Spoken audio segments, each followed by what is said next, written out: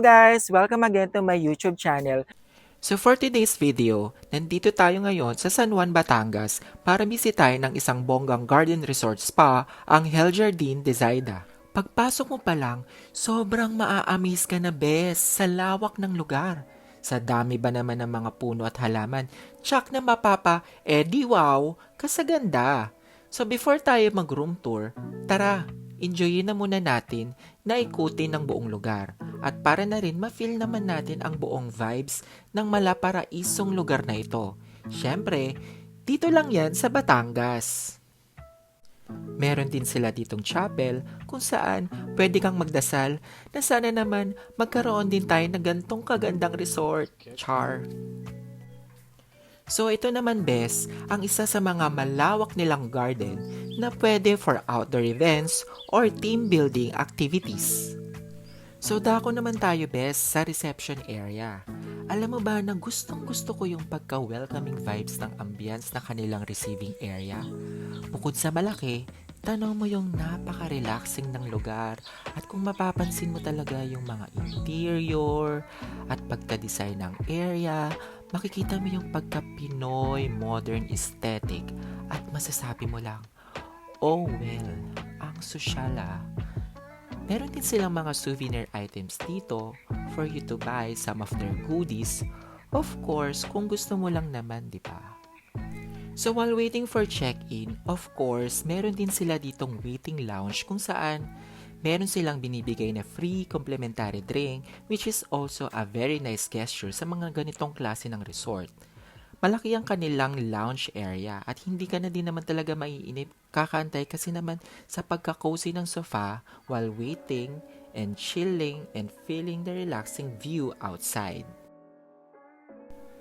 Next stop is, tutungo naman tayo doon sa kanilang pavilion.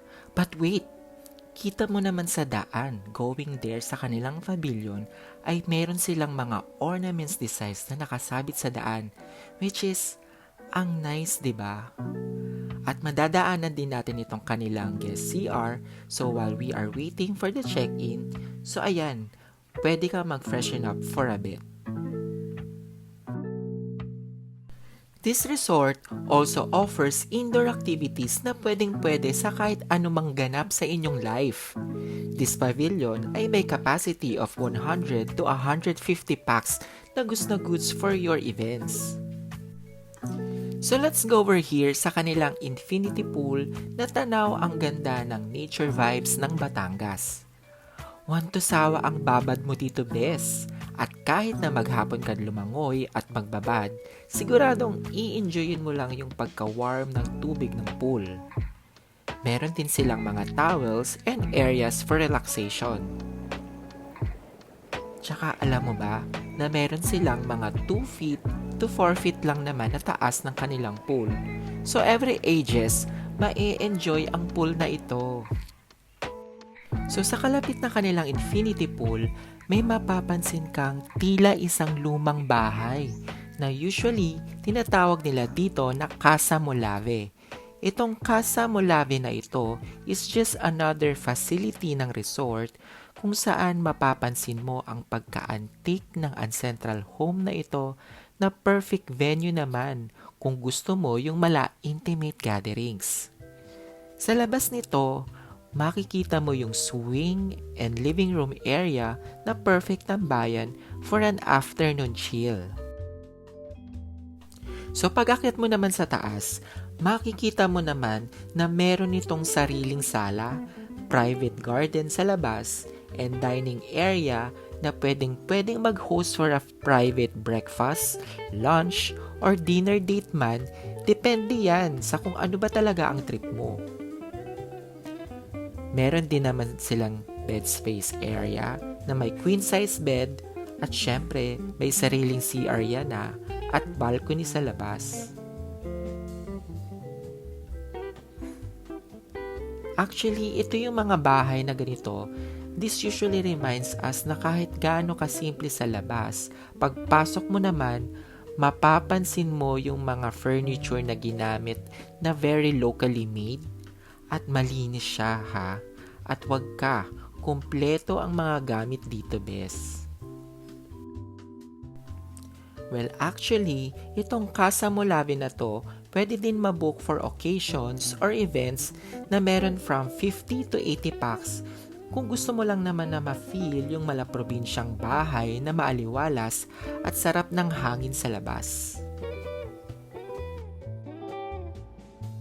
So after natin sa isang ancestral house, let's walk around at maglakad-lakad na muna tayo para naman mas ma-discover pa natin yung lugar. Malawak na lugar din siya actually at sabi daw meron daw itong 11 hectares na laki. At kung tatanungin nyo naman ako kung ano pa ba yung mga activities na mga ino-offer dito sa loob ng resort, edi i-google mo, char. Marami sila ditong mga ino-offer na activities. Well, depende na lang yan sa mga trip mo at syempre some of the activities na meron sila dito is upon request and some are with charges apply. So let's have a look for another facility nila dito, ang Rudy's Bar and Lounge. So tara, i-check natin kung ano ang itsura at loob ng bar. It's a plus na din siguro kapag meron kang gantong mga drink area. It's usually adds value din kasi lalo na if there will be another entertainment area kung saan pwede kang mag-karaoke nights. Pero for sure, siguradong mag-i-enjoy pa din naman yung mga usual titos at titas natin dito for mga casual drinks and chill na rin with friends. Another dine-in facility nila dito ang Rodolfo's Restaurant. Madami na din mga food choices na pwedeng pagpilian na din dito. Hindi lang usually Filipino foods, meron din naman sila other cuisines na suited din naman if they have some foreign guests. At isa sa mga chef specialty nila dito ay itong kanilang kare-kare na good for sharing at ang kanilang sizzling tofu mushroom. Sarap, di ba? O ayan, so after natin ma-enjoy yung lunch, enjoyin na muna natin ulit ang buong lugar. Well, marami din naman silang mga activities na pwedeng gawin dito. So, bukod sa pool, meron silang mga free farm tours, calamansi picking, bicycle rides, board games, at mga ilang outdoor sports activities na pwede mong i-request from the reception area. At para sa mga kids, meron silang mga water painting activities din. El Jardin is a pet-friendly resort. Though pet charges apply, they usually charge like 1,500 good for the whole stay naman na din na yun. So, syempre, inclusive na dyan yung mga pet mattress at dog food containers and toys para na din mas ma-enjoy din naman ng ating mga fur babies. So, this time, ikot-ikot na lang muna kami. So, habang dinadaanan namin yung mga lugar na pinupuntahan namin, napapaisip ako. Kasi ba naman, yung structure kung paano nila inayos yung mga halaman at yung mga puno, kung gaano kaganda yung mga halaman na nakalagay, masasabi mo na very well maintained yung lugar. Na-discover na din namin itong kanilang tinatawag na bahay kubo na para na din nagsisilbing museo nila dito na may memories ng family ng isang celebrity host na nagmamay-ari ng resort. Alam nyo ba kung sino? Hulaan nyo nga. Ito pa yung isa sa kanilang mga outdoor pool kung saan ito ay isang exclusive access kapag nakabuka naman sa isang premier villa nila. So isang magandang facility na din ito lalo na kapag gusto mo ng isang private area kung saan syempre mas gusto mong makabanding kasama ang iyong mga family or friends. So after that, sa paglalakad-lakad pa namin ay makikita mo na kagad yung kanilang Rocio Spa na usually available from 10 a.m.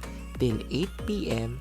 And so, if you wanted to have a stress-free life, pwede ka naman mag-avail ng kanilang mga spa services. Sabay mo na din ang pagsusona while sipping a hot cup of tea. Gusto mo mag-unwind at mag-relax, diba? So after namin bisitahin yung kanilang spa, ay nag-avail na din kami ng kanilang shuttle services para naman maitur pa kami sa buong lugar.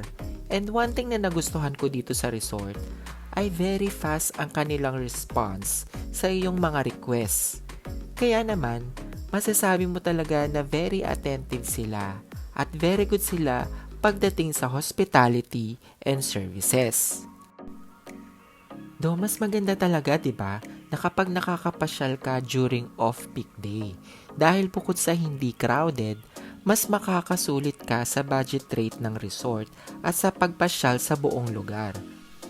So, nung hapon din yun, sinulit na namin ang pagbabad sa pool habang wala ng init at masarap na mag-swim while waiting for the sunset. Tara, merienda muna tayo guys. Ito yung mga pagkain na nakakamiss din kainin minsan eh. Okay, so guys, ito na yung pasilip sa nabook namin na room. At alam ko, ito na din ang isa sa mga pinakaaantay nyo ang makita ang itsura ng loob ng mga kwarto nila dito. So ito yung Brooklyn Suites. Ito yung nabook namin sa El Jardin for an overnight stay. So isa ito sa mga kanilang mga premier suites villa na may kasamang malaking dining and living area. Meron na din silang kitchen na kasama na din yung mga complimentary coffee and water and snacks. At may magandang bathroom na akala mo na para kang nasa isang spa with complete bath and toilet essentials. Of course, may jacuzzi and shower room and robe. Then sa room may malaking mirror, isang malaking king-size comfy bed, a warm tone of lights and wooden designs, at isang magarang outdoor scenery na talagang mapapawaw ka sa ganda. Saya. At meron din silang malaking TV with Netflix, YouTube at kung ano pa. And of course, ang balcony kung saan kung gusto mo mag-outdoor relax coffee time ay pwedeng-pwede mo ditong magawa. Ang ganda ng view, 'di ba? Sulit na talaga ang pagstay mo dito because all rooms and facility is really worth of your penny. At alam ko, hindi sila mahigpit kung sakaling meron kang mga dalang baon na food and snacks kasi kita mo naman kung gaano sila ka-generous pagdating sa mga gamit, di ba? So, ikot-ikot lang ulit kasi hindi ako makaget over sa ganda ng room. Ayan, ang bongga, di ba? Minsan, mapapasana all ka na lang talaga na sana ganito din ang kwarto mo sa bahay. Ang sarap talaga sa pakiramdam, lalo na kapag nakakapag-experience ka din ng mga ganitong classic staycation, no? So bukod sa nare-reset ang iyong minds at nakakawala ng stress, you also get a chance to have a me time and bonding na din with your family or friends. Of course, jacuzzi time!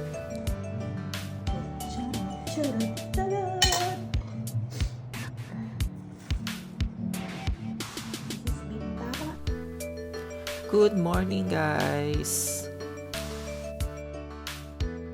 So just to appreciate more yung lugar, nag-request ako sa kanila to check yung mga available pa din nila na mga rooms para naman mas magkaroon tayo ng idea kung ano yung mga differences at mga designs at kung gaano kalaki yung mga rooms na mga ino-offer pa nila dito. So ito usually yung mga standard deluxe room nila na may dalawang queen size bed na may 36 square meter. Of course, wireless internet access na yan sa buong resort. Meron ding cable TV, ceiling fan and air condition, work desk, mini bar, coffee and tea, meron din kasamang electric kettle, hair dryer, hot and cold shower, at syempre mga toiletries, at kompleto na rin sa mga dental kit, vanity kit, and shaving kit. At syempre, kasama na rin naman dyan yung pagbukas mo ng bintana, makikita mo yung magandang view ng buong resort. Napaka-luscious green ng buong paligid, no? So, ayan yung kasamang complimentary coffee and drinks. Meron din tayo ditong shower room na may kompletong gamit ng mga toiletries and bathrobe. So, tungo naman tayo sa kabilang room. So, this is also another standard deluxe room na may dalawang queen size bed. So, may kita mo, actually, halos same lang naman din sila ng design at ng itsura nung nasa kabilang room. So, normally, wala naman masyadong pagkakaiba ng mga designs ng bawat room. Siyempre, yun nga lang, sa mga premier villas nila, mas malaki yun dahil meron siyang 100 square meter area na may space pa for the balcony, living, and dining area. So, depende din naman yun sa inyong mga besh kung anong usually kaya ng inyong budget at room preference nyo. So ayan guys, dito na nagtatapos ang ating travel vlog. So hanggang sa muli, see you again for my next travel adventures. Bye!